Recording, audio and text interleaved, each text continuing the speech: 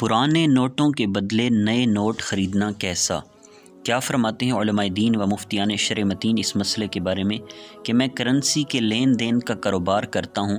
کاروبار کا طریقہ یہ ہے کہ نئے نوٹ خرید لیتا ہوں اور پھر پرانے نوٹوں کے بدلے میں زیادہ قیمت پر بیچ دیتا ہوں، اور یہ خرید و فروخت ہاتھوں ہاتھ ہوتی ہے، اس میں ادھار نہیں ہوتا۔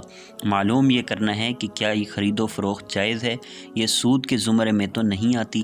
جواب سننے سے پہلے تمام دوستوں سے گزارش ہے، چینل ابھی تک سبسکرائب نہیں کیا تو چینل کو ضرور سبسکرائب کریں، ویڈیو کو لائک اور ثواب کی نیت سے شیئر کریں۔ جواب: پوچھی گئی صورت میں آپ کا نئے نوٹ خرید کر انہیں پرانے نوٹوں کے بدلے میں زیادہ قیمت پر نقد بیچ دینا جائز ہے۔ یہ بیچنا اسی ملک کی کرنسی سے ہو یا دوسرے ملک کی کرنسی سے، البتہ ادھار خرید و فروخت جائز نہیں۔ تفصیل یہ ہے کہ کرنسی نوٹ ایک ملک کے ہوں تو بلا شبہ ایک ہی جنس ہیں، اور اگر جدا جدا ملک کے ہوں تب بھی ایک ہی جنس ہونے کا قول ہمارے نزدیک معتمد ہے، جیسا کہ بہت سے معتمد فقہاء کرام بلکہ ہند مبارک پور اشرفیہ کی مجلس شرعی اور مجلس شرعی بریلی شریف کا طے شدہ فیصلہ بھی یہی ہے۔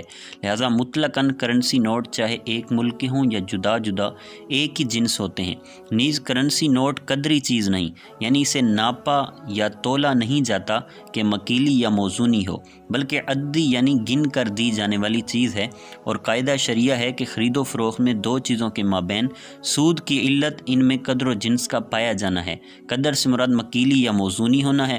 اگر قدر و جنس دونوں پائی جائیں تو کمی بیشی اور ادھار دونوں حرام ہوتے ہیں، اور اگر قدر و جنس میں سے ایک چیز پائی جائے جبکہ دوسری چیز موجود نہ ہو تو کمی بیشی جائز اور ادھار حرام ہوتا ہے، اور اگر دونوں چیزیں نہ پائی جائیں تو کمی بیشی بھی جائز اور ادھار بھی جائز ہے۔ لہذا کرنسی نوٹ سے کمی بیشی کے ساتھ نقد خرید و فروخت جائز ہے، جبکہ ادھار جائز نہیں۔ آپ نقد ہی سودا کرتے ہیں، ادھار نہیں کرتے، اس لیے شرعاً جائز ہے، کوئی حرج نہیں۔ ہدایہ میں ہے، یعنی ایک معین سکے کی بیع دو معین سکوں کے ساتھ جائز ہے۔ اسی میں ہے، یعنی جب سود کی دونوں علتوں قدر و جنس میں سے ایک پائی جائے اور دوسری نہ پائی جائے تو زیادتی جائز ہے اور ادھار حرام ہے۔ جیسے ہیرات کے بنے ہوئے کپڑے ہیرات ہی کے کپڑے کے بدلے بیچنا یا گندم کو جو کے بدلے بیچنا۔ سیدی اعلیٰ حضرت امام اہل سنت امام احمد رضا خان رحمۃ اللہ تعالی علیہ فرماتے ہیں، تو میں کہتا ہوں اولاً ہمارے جمیع علماء رحمہ اللہ تعالیٰ نے تصریح فرمائی کہ حرمت ربا کی علت وہ خاص اندازہ یعنی ناپ یا تول ہے اتحاد جنس کے ساتھ، تو اگر قدر و جنس دونوں پائی جائیں تو بیشی اور ادھار دونوں حرام ہیں، اور اگر وہ دونوں نہ پائی جائیں تو حلال ہیں، اور اگر دونوں میں سے ایک پائی جائے تو بیشی حلال اور ادھار حرام ہے، اور یہ ایک عام قاعدہ ہے جو کہیں منتقد نہیں، اور باب ربا کے جمیع مسائل اسی پر دائر ہیں۔ ایک اور مقام پر نوٹ میں قدر نہ ہونے بلکہ عددی ہونے کے بارے میں فرماتے ہیں، اتحاد جنس سے تفاضل حرام نہیں ہو جاتا، اتحاد قدر بھی تو لازم ہے۔ نوٹ سرے سے قدر ہی نہیں رکھتا کہ نہ مکیل ہے نہ موزون بلکہ معدود ہے۔ مجلس شرعی بریلی کے فقہی سیمینار کے فیصلے میں ہے، ممالکہ مختلفہ کی کرنسی نوٹ اگرچہ مختلف ناموں سے موسوم ہوں، نوع واحد ہیں کہ ان سب کی اصل کاغذ ہے، اور اغراض و مقاصد بھی متحد ہیں، یعنی قوت خرید۔ اگرچہ کرنسی نوٹ مالیت میں مختلف ہیں، اور یہ اختلاف تقویم کی قلت و کثرت کا ہے، نہ کہ نوع کا۔